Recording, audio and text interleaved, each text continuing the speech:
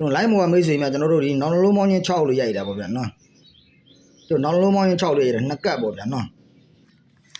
ကျွန်တော်နောင်လုံးမောင်းချင်း6လို့ရိုက်တာကျွန်တော်တို့3ကတ်ပေါ့ဗျာနော်ဒီမဲ့နောင်လုံးမောင်းချင်း6လို့ရိုက်တယ်ကျွန်တော်4ကတ်ပေါ့ဗျာ4ကတ်ရှိတာပေါ့ဗျာနော်4ကတ်ရှိတော့ကျွန်တော်တို့ကဒီနောင်လုံးမောင်းချင်း6လို့ရိုက်လိုက်တာနဲ့ကျွန်တော်တို့ဒီ3နောက်ပိတ်ကျွန်တော်တို့ဒီ3ညနောက်ပိတ်3နောက်ပိတ်3ည3ဆိုကဏ္ဍကိုကျွန်တော်တို့နှစ်ပိတ်မှာနောင်လုံးမောင်းချင်း6ပေါ့ဗျာနော်နှစ်ပိတ်မှာနောင်လုံးမောင်းချင်း6ပေါ့2ကတ်ပေါ့နော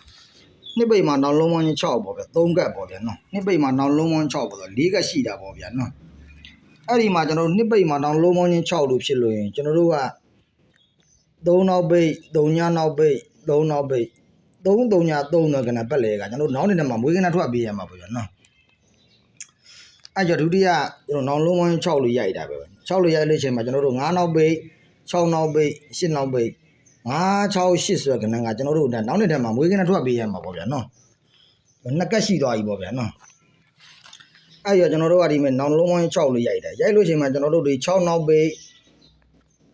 6နောက်ပိတ်1နောက်ပိတ်6 6 1ဆိုတဲ့ကဏ္ဍကကျွန်တော်ပတ်လေကျွန်တော်နောက်နေတဲ့မှာမွေးကဏ္ဍထွက်ပေးရမှာပေါ့ဗျာနော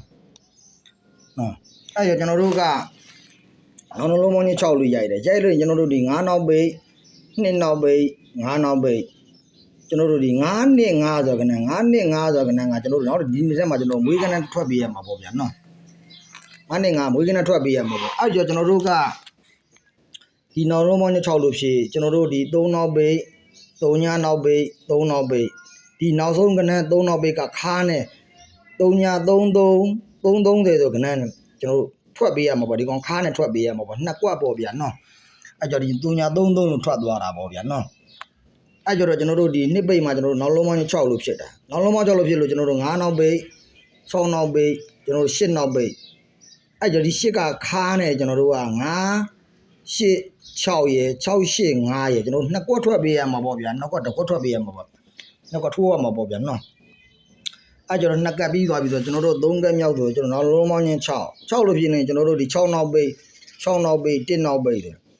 အဲ6 6 1ဆိုကဏ္ဍကဒီ1ကနောက်ဆုံး1ကခါနေပေါ့ဗျာနော်အဲကျတော့6 1 6ဆိုကဏ္ဍကျွန်တော်တို့တကောထဲပဲထွက်ပေးရမှာပေါ့ဗျာနော်ခါနေထွက်ပေးရမှာပေါ့နော်3ကရှိသွားပြီပေါ့ဗျာနော်အဲကျတော့ကျွန်တော်တို့4ကစီဆိုနေကျွန်တော်နောက်လုံးမောင်း6လို့ရိုက်6လောက်6လို့ရိုက်တယ်ကျွန်တော်တို့9နောက်ပိတ်2နောက်ပိတ်ကျွန်တော်တို့9နောက်ပိတ်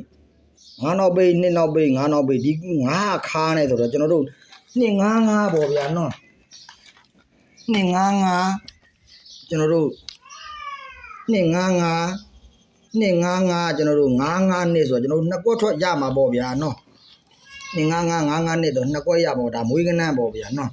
အဲ့ကြတော့ကျွန်တော်တို့ကဟုတ်ပြီကျွန်တော်တို့ကဒီနောက်လုံး6လို့ဖြေလို့ကျွန်တော်တို့ဒီ3 3ည3ဒီ3ည3ညပတ်လေပေါ့ဗျာနော်ထားလိုက်ပါတော့အဲ့ကြပတ်လေကကျွန်တော်ကျင်းရလွဲရင်သူကဒီကောင်ကခွာနှစ်မလို့ကျွန်တော်တို့ကခွာနှစ်မလို့ကျွန်တော်တို့ခွာနှစ်မလို့2ကြိမ်12ကြိမ်22ကြိမ်ထွက်ပြရမှာတော့အကျဉ်းကြီးပေါ့ဗျာနော်အဲ့ကြတော့ခွာနှစ်မလို့ကျွန်တော်တို့ဒီမှာ3ည3 3က2ကြိမ်မှာသွားထွက်ပေးတယ်ပေါ့ဗျာနော်2ကြိမ်မှာသွားထွက်ပေးတယ်ပေါ့နော်အဲ့ကြကျွန်တော်နောက်လုံးမောင်း6လို့ရိုက်တယ်နောက်လုံးမောင်း6လို့ရိုက်တယ်ကျွန်တော်တို့9နောက်ပိတ်6နောက်ပိတ်8နောက်ပိတ်ကျွန်တော်တို့8 6ဆိုကဏ္ဍကကျွန်တော်တို့ဒီမှာသွားထွက်တာပေါ့ဗျာနော်တော့ထွက်တဲ့ချိန်မှာကျွန်တော်အချင်းယူဖမ်းတဲ့ချိန်မှာကျွန်တော်တို့ကဒီမှာခွာ8မလို့6နဲ့2နဲ့ခွာ8မလို့ကျွန်တော်တို့ခွာ8မလို့8ကြိမ်18ကြိမ်ပေါ့ဗျာနော်အဲ့ကြတော့ဒီမှာ9 8 6ကကျွန်တော်တို့ဒီမှာ8ကြိမ်မှာသွားထွက်တာပေါ့ဗျာနော်အဲ့ကြတော့8ကြိမ်မှာသွားထွက်တာပေါ့ဗျာနော်အဲ့ကြတော့ကျွန်တော်3ကတ်စီးသွင်းကျွန်တော်နောက်လုံးမောင်း6ကရိုက်သွားပြီရိုက်တဲ့ချိန်ကျွန်တော်တို့6နောက်ပိတ်6နောက်ပိတ်1နောက်ပိတ်6 6 1ဆိုကဏ္ဍပတ်လေကဒီ6 1 6ဆိုကဏ္ဍပတ်လေကကျွန်တော်နောက်နေ့မှာသွားထွက်တယ်သွားထွက်တော့ကျွန်တော်တို့ကဘယ်ချိန်မှာထွက်ပေးရမှာဆိုတော့ဒီသူကခွာ9မလို့ကျွန်တော်တို့ခွာ9မလို့ကျွန်တော်တို့ဒီ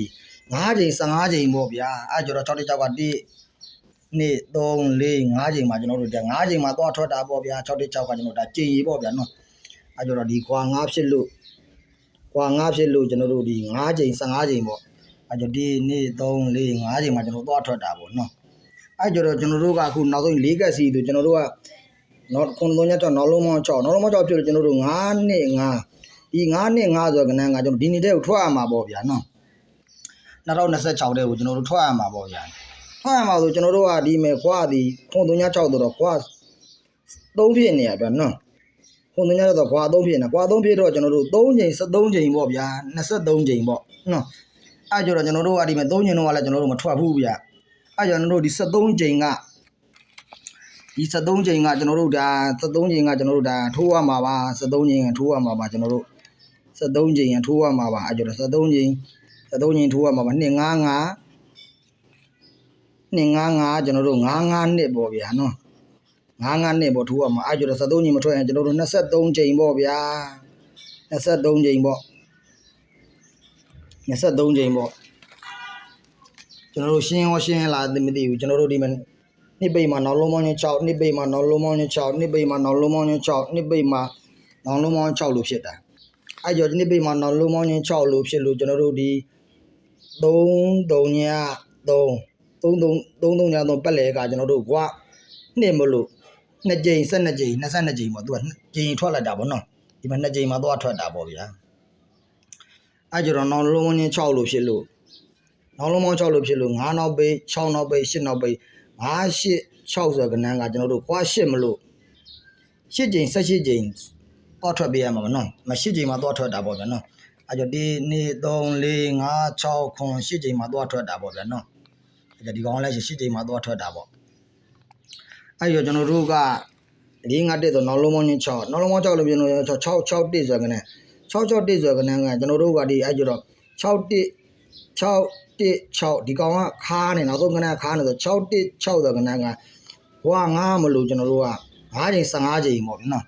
အဲ့ကြောင့်ဒီမှာ9ချိန်မှာသွားထွက်ပေးရပြီအဲ့ဒီ2 3 4 5ချိန်မှာသွားထွက်ပေးရတယ်အဲ့ကြောင့်ကျွန်တော်တို့ကအခုနောက်လုံးပေါင်း6ကတည်းကဖြစ်သွားပြီဖြစ်တဲ့အချိန်မှာကျွန်တော်တို့5နှစ်5ဆိုကြတယ်ဒီကောင်ကခါနေ9နှစ်ရယ်255ရယ်ကျွန်တော်တို့2ကွက်ပေါ့ဗျာအဲ့ဒီ2ကွက်ကကျွန်တော်တို့ဒီမဲ့ခွန်3ည6ဆိုတော့ခွာ3မလို့3ချိန်73ချိန်23ချိန်ပေါ့နော်အဲ့ကြောင့်3ချိန်တော့မထွက်ဘူးအဲ့ကြောင့်ဒီ73ချိန်ကထိုးရမှာပါ73ချိန်မထိုးဘူးဆိုကျွန်တော်23ချိန်ပေါ့ဗျာ23ချိန်ပေါ့အဲ့ကြောင့်ကျွန်တော်တို့255ကျွန်တော်တို့255အဲ့ကျွန်တော်တို့255ကျွန်တော်တို့55နှစ်ပေါ့ဗျာ73ချိန်မှာထိုးပေါ့ဗျာနှစ်ကွက်တည်းထိုးရမှာ73ချိန်မထိုးရင်23ချိန်ပေါ့ဗျာနော်အဲ့ကြောင့်ဒီကနန်းပြထိုးဆိုတော့ပြောရင်းနဲ့ကျွန်တော်တို့ကဒီပွဲလဲကျွန်တော်တို့အောက်ကွက်ရှိပါတယ်ပြီးခဲ့တဲ့ပွဲလဲကျွန်တော်တို့မတူဘူးပေါ့ဗျာကျွန်တော်တို့ဆိုင်နေလွဲသွားတယ်ပေါ့ဗျာနော်အဲ့ကြောင့်73ချိန်ကျွန်တော်တို့73ချိန်ရှိတယ်ကျွန်တော်တို့73ချိန်အောက်ကွက်ရှိပါတယ်ပေါ့နော်73ချိန်ကနေ73ချိန်ကော14ချိန်ကိုကျွန်တော်တို့ကနောက်ဆုံး14ချိန်ထိကျွန်တော်တို့မန်ပါလဲခေါ်အောင်ပါပေါ့နော်မန်ပါတစ်နှစ်စာကိုကျွန်တော်တို့နှစ်ကုန်ထိကျွန်တော်တို့4000မှာပေါ့ဗျာနော်ဒီနေ့ကုန်ထိ4000မှာပေါ့နော်ဒီ73ချိန်တော့ကျွန်တော်အောက်ကွက်ကျွန်တော်ထုတ်ပြီးအောက်ကွက်ရှိပါတယ်နော်အဲ့ကြောင့်ဒီ14ချိန်ထိကျွန်တော်မန်ပါခေါ်မှာ14ချိန်ကကျွန်တော်မခေါ်တော့ပါဘူးမန်ပါဘူးနော်ဒီနေ့စာမန်ပါဒီနေ့စာကိုဒီနေ့ကုန်ထိကျွန်တော်တို့4000ပါဗျာ4000ပါဗျာနော်အဲ့ကြတော့ဒီဖုန်းနံပါတ်ကကျွန်တော်တို့39ခွန်3ကျွန်တော်တို့691ကျွန်တော်98နှစ်ကိုကျွန်တော်တို့ဖုန်းဆက်လိုက်ပါခွန်3ကျွန်တော်တို့691ကျွန်တော်တို့98နှစ်ကိုကျွန်တော်တို့ဖုန်းဆက်လိုက်ပါဖုန်းဆက်လို့ရပါတယ်နော်ကျွန်တော်14ချိန်ထိကျွန်တော်ခေါ်မှာပေါ့နော်ဝဲမှာကျွန်တော်တို့4000နှုန်းလောက်ကြာတာပေါ့နော်တပွဲ10ပွဲသာကြာရင်တော့တပွဲ4000 10ပွဲကို4000ပေါ့ဗျာနော်4000နှုန်းအတန်းပါတယ်အဲ့ကြောင့်ဒီနေ့စာမန်ပါကကျွန်တော်နှစ်ကုန်ထိဆိုကျွန်တော်တို့4000ပါကျွန်တော်တို့4000ပါ14ချိန်ထိကျွန်တော်ခေါ်မှာပေါ့နော်4000ပါကျွန်တော်ဖုန်းနံပါတ်ကခွန်3 691ဒါ98နှစ်ကိုကျွန်တော်ဖုန်းဆက်လိုက်ပါကျွန်တော်မန်ပါဝင်လို့ရပါတယ်ဒီပွဲလဲကျွန်တော်အောကွက်ရှိပါတယ်ကျွန်တော်2ကွက်အောကွက်ရှိပါတယ်ဗျာပဲနော်အောကွက်က2ကွက်ပါဗျာနော်2ကွက်ပါဗျာကောင်းတရားမယ်မူကောင်းတရားမယ်ဗျာနော်ကျွန်တော်တို့ကံမပေးသေးတော့မပေါက်သေးဘူးပေါ့ဗျာနော်အဲ့ကြောင့်မမဝင်ဆိုတော့ဒီခွန်3 691 98နှစ်ကိုဖုန်းဆက်လိုက်ပါမမကြီးကတော့ကျွန်တော်တို့4000နဲ့ပါနော်ကဲအားလုံးပြောနေကြမှာချမ်းသာကြပါသေးဗျာ